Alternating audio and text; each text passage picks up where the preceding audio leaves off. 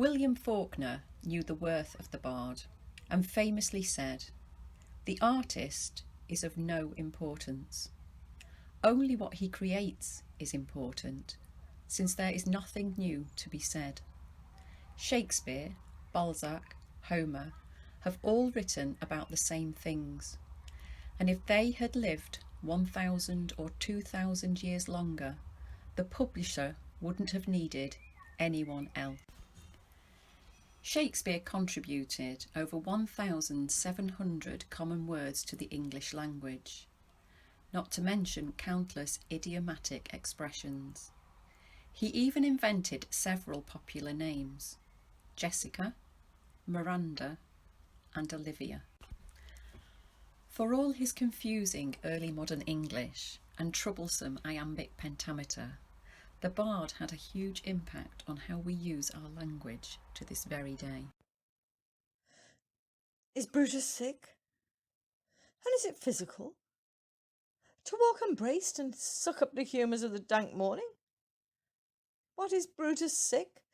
And will he steal out of his wholesome bed to dare the vile contagion of the night and tempt the roomy and unpurged air to add unto his sickness? No, my Brutus, you have some sick offence within your mind, which by the right and virtue of my place I ought to know of, and upon my knees I charm you, by my once commended beauty, by all your vows of love, and that great vow which did incorporate and make us one, that you unfold to me yourself your half. Why, you're heavy. And what men tonight have had resort to you? For there have been some 6 or 7 who did hide their faces, even from darkness. VML drama was born out of a desire to do Hamlet first and foremost, to tackle Shakespeare for the masses, to bring to life the beauty and wealth of characters in danger of being lost to a generation who do not see its worth. William Shakespeare influenced all who came in his wake. He wrote 37 plays, divided into comedies, histories, and tragedies, and penned 154 sonnets, still quoted to this day. I am thy father's spirit, doomed for a certain term to walk in the night, and for the day confined to fasting fires, until the foul crimes done in my days of nature are burnt and purged away, but that I am forbid to tell the secrets of my prison house.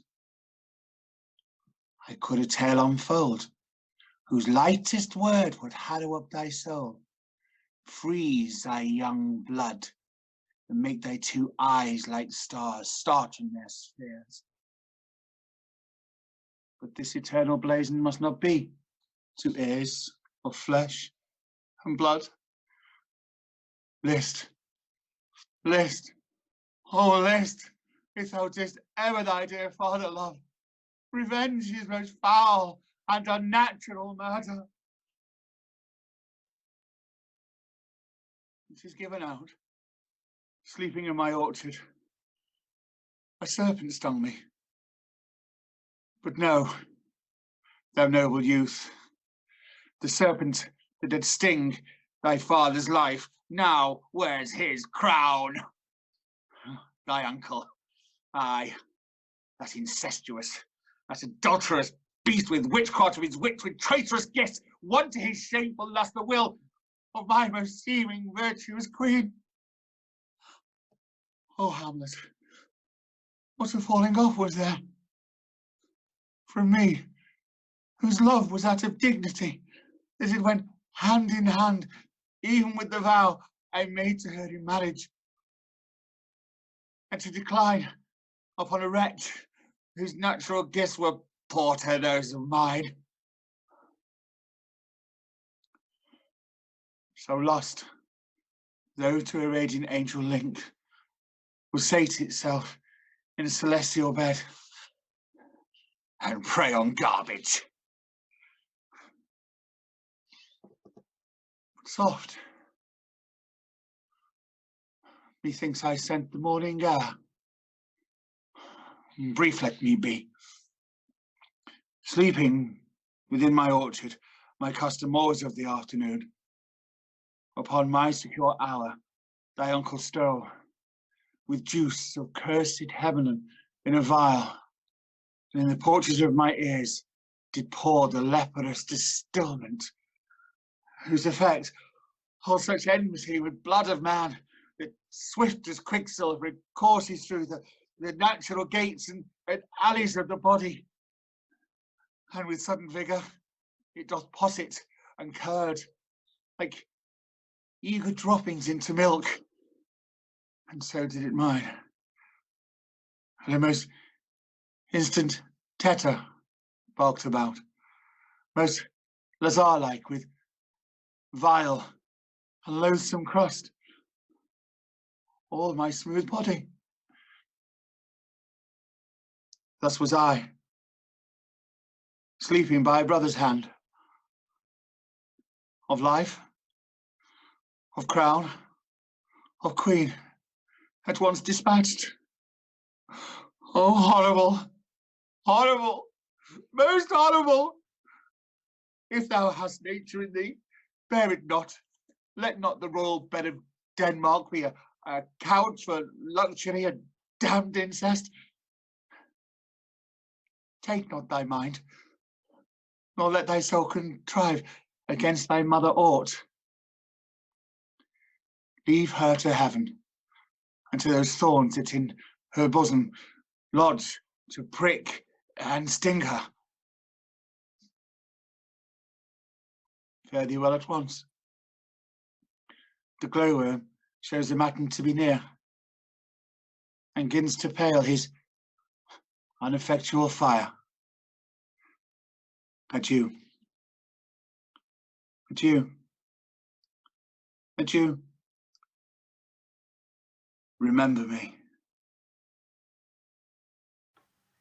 To be or not to be? That is the question. Whether 'tis nobler in the mind to suffer the slings and arrows of outrageous fortune, or to take arms against a sea of troubles and by opposing end them? To die, to sleep no more, and by that sleep to say we end the heartache and the thousand natural shocks that flesh is heir to. 'Tis a consummation devoutly to be wished. To die, to sleep perchance to dream, aye, there's the rub. For in that sleep of death, what dreams may come when we have shuffled off this mortal coil, must give us pause. There's the respect that makes calamity of so long life. For who would bear the whips and scorns of time, the oppressor's wrong, the proud man's contumely, the pangs of despised love, the law's delay, the insolence of office, and the spurns the patient merit of the unworthy takes, when he himself might his quietus make with a bare bodkin? Who would fardels bear, to grunt and sweat under a weary life, but that the dread of something after death, the undiscovered country from whose bourne no traveller returns, puzzles the will, and makes us rather bear those ills we have, than fly to others that we know not of. Thus conscience does make cowards of us all, and thus the native view of resolution is sicklied o'er with the pale cast of thought, and enterprises of great pith and moment with this regard their currents turn awry, and lose the name of action.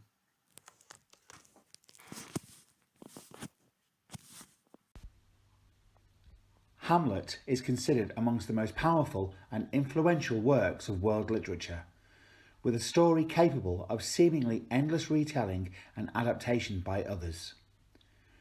Written sometime between 1599 and 1601, Hamlet is Shakespeare's longest play, with 30,557 words.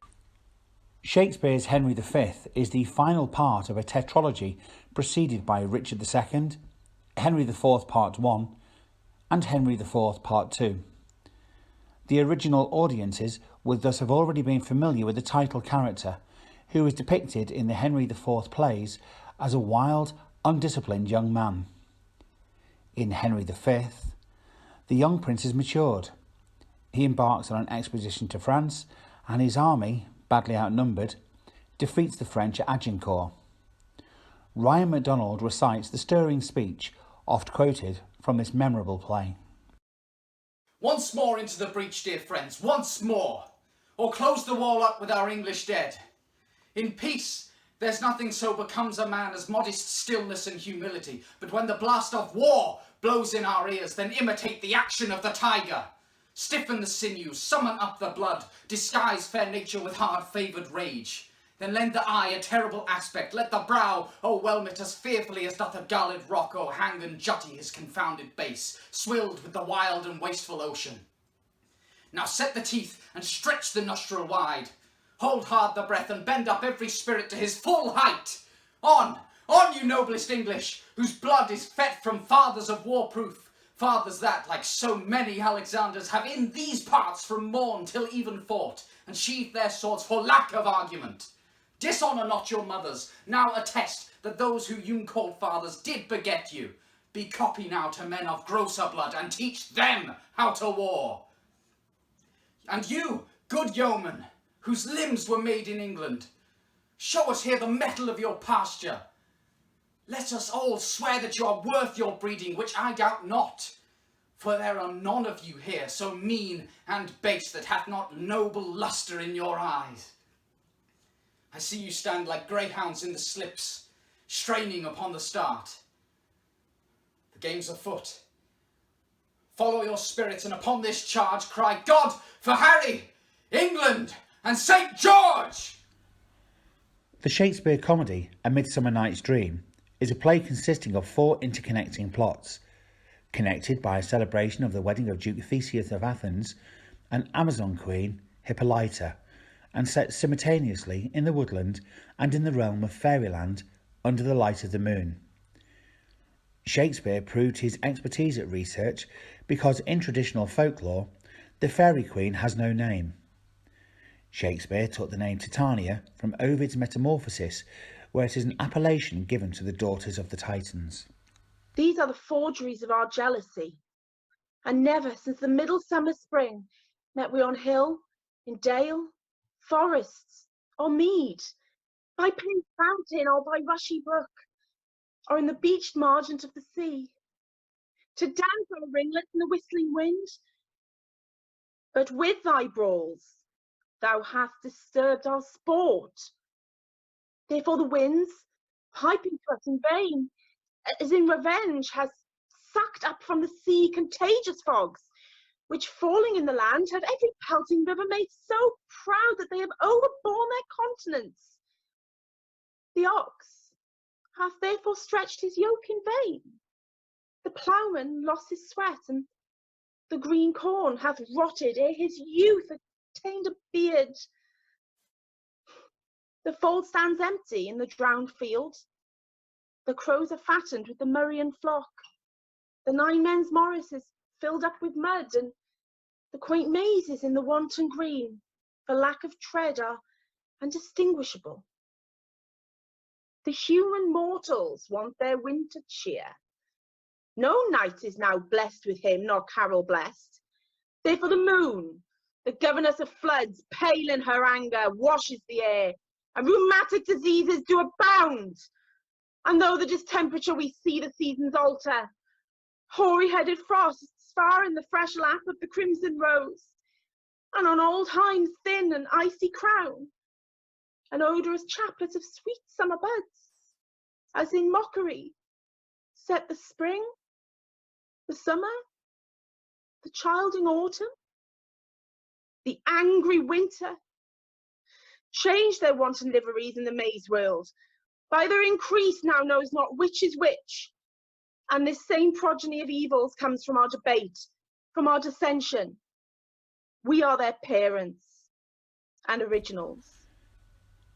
If Hamlet gave birth to the Lion King, then it is fitting to note that Romeo and Juliet, another of the tragedies, gave its story to many others, such as West Side Story, for example. It is as timeless a piece of English literature as any that has come afterwards. Even the names Romeo and Juliet, the star-crossed lovers, now induce images of romance and passion. But soft. What light through yonder window breaks? It is the east, and Juliet is the sun. Arise, fair sun, and kill the envious moon, who art but sick and pale with grief, that thou, her maid, art far more fair than she.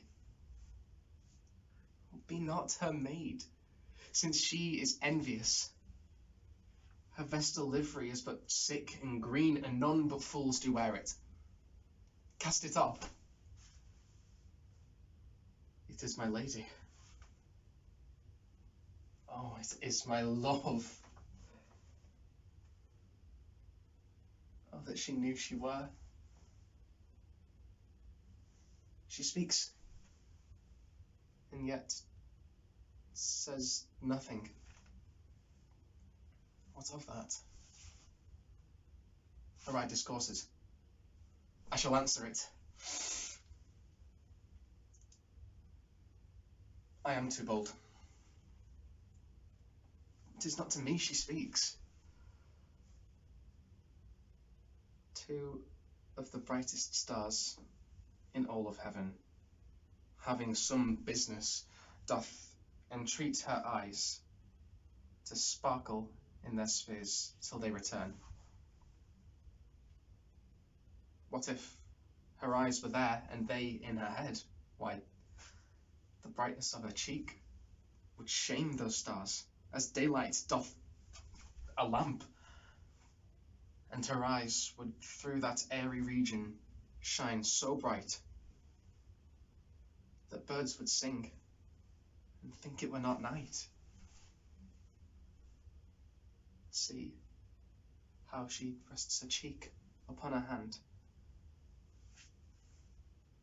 Oh, that I were a glove upon that hand, that I might touch that cheek. F. Scott Fitzgerald said, "Show me a hero and I will write you a tragedy." Shakespeare was the master of creating the heroes that many playwrights since have used as their inspiration. First performed in 1606, Macbeth dramatises the damaging physical and psychological effects of political ambition on those who seek power for its own sake. A brave Scottish general named Macbeth receives a prophecy from a trio of witches that one day he will become King of Scotland. Consumed by ambition and spurred to action by his wife, Macbeth murders King Duncan and takes the Scottish throne for himself. He is then racked with guilt and paranoia. Forced to commit more and more murders to protect himself from enmity and suspicion, he soon becomes a tyrannical ruler. The bloodbath and consequent civil war swiftly take Macbeth and Lady Macbeth into the realms of madness and death. Macbeth is Shakespeare's shortest tragedy and believed by many in the theatre world to be cursed. The raven himself is hoarse that croaks the fatal entrance of Duncan under my battlements. Come, spirits that tend on mortal thoughts, unsext me here, and fill me from the crown to the toe, top full of direst cruelty. Make thick my blood, stop up the access and passage to remorse, that no compunctious visitings of nature shake my fell purpose, nor keep peace between the affectionate. Come to my woman's breasts, and take my milk for gall, you murdering ministers, wherever in your sightless substances you wait on nature's mischief. Come, thick night, and pall thee in the dunnest smoke of hell, that my keen knife see not the wound it makes, nor heaven peep through the blanket of the dark, to cry, hold, hold. Glaurms thou art, and Cawdor, and shalt be what thou art promised. Yet do I fear thy nature. It is too full of the milk of human kindness to catch the nearest way. Thou wouldst be great, art not without ambition, but without the illness should attend it. What thou wouldst highly, that thou wouldst holily, Wouldst not play false, and yet would wrongly win. Thou'dst have great glams, that which cries, thus thou must do, if thou have it. And that which thou dost fear to do, then wishest, should be undone. Hie thee hither, that I may pour my spirits in thine ear, and chastise with the valour of my tongue all that impedes thee from the golden round, which fate and metaphysical aid does seem to have crowned withal. Was the hope drunk wherein you dressed yourself? Hath it slept since? And wakes it now to look so green and pale at what it did so freely? From this time such I account thy love. Art thou afeard to be the same in thine own act and valour as thou art in desire? Wouldst thou have that which thou esteem'st the ornament of life, and live a coward in thine own esteem, letting I dare not wait upon I would, like the poor cat of the adage? What beast was there that made you break this enterprise to me? When thou durst do it, then you were a man. And to be more than what you were, you could be so much more than man. Nor time nor place did then adhere, and yet you would make both. They have made themselves, and that their fitness now does unmake you. I have given suck, and know how tender 'tis to love the babe that milks me. I would, while it was smiling in my face, have plucked my nipple from his boneless gums and dashed the brains out, had I so sworn as you have done to this. As You Like It follows its heroine Rosalind as she flees persecution in her uncle's court, accompanied by her cousin Celia to find safety and eventually love in the Forest of Arden. In the forest they encounter a variety of memorable characters, notably the melancholy traveller Jacques, who speaks many of Shakespeare's most famous speeches, such as All the World's a Stage, Too Much of a Good Thing, and a fool, I met a fool in the forest. Jacques provides a sharp contrast to the other characters in the play, always observing and disputing the hardships of life in the country. This pastoral comedy by William Shakespeare is believed to have been written in 1599, but not performed until 1623. And why, I pray you? Who might be your mother, that you insult, exult, and all at once over the wretched? What, though you have no beauty, as, by my faith, I see no more in you than without a candle may go dark to bed? Must you be therefore proud and pitiless? Why, what means this? Why do you look on me? I see no more in you than in the ordinary of nature's sail work. Odds my little life, I think she means to tangle my eyes too. No faith, proud mistress, hope not after it. 'Tis not your inky brows, your black silk hair, your bugle eyeballs, nor your cheek of cream that can entain my spirits to your worship. You foolish shepherd, wherefore do you follow her? Like foggy south puffing with wind and rain. You are 1,000 times a properer man than she a woman. 'Tis such fools as you that makes the world full of ill-favoured children. 'Tis not her glass, but you that flatters her, and out of you she sees herself more proper than any of her lineaments can show her. But mistress, know yourself, down on your knees and thank heaven, fasting for a good man's love. For I must tell you, friendly in your ear, sell when you can. You are not for all markets. Cry the man mercy. Love him, take his offer. Foul is most foul, being foul to be a scoffer. So take her to thee, shepherd. Fare you well.